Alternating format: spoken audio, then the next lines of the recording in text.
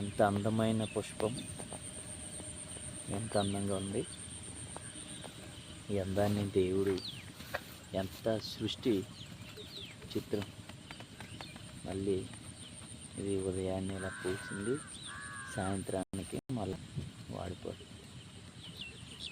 మనం కూడా అట్టివారిని, కానీ ఉన్నంత వరకు దేవుని స్తుతించాలి.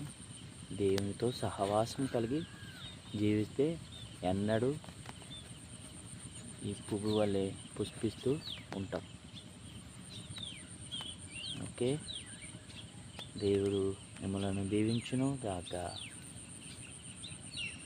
యేసయ్యా నీ కృప నాకు చాలయ్యా,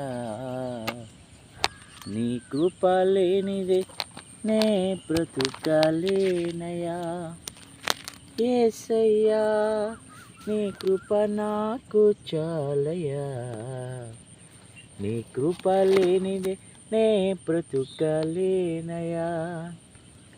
నీ కృప లేని క్షణము, నీ దయ లేని క్షణము నీ ఊహించలేను యేసయ్యా. నీ కృప లేని క్షణము, నీ దయ లేని క్షణము నీ ఊహించలేను యేసయ్యా.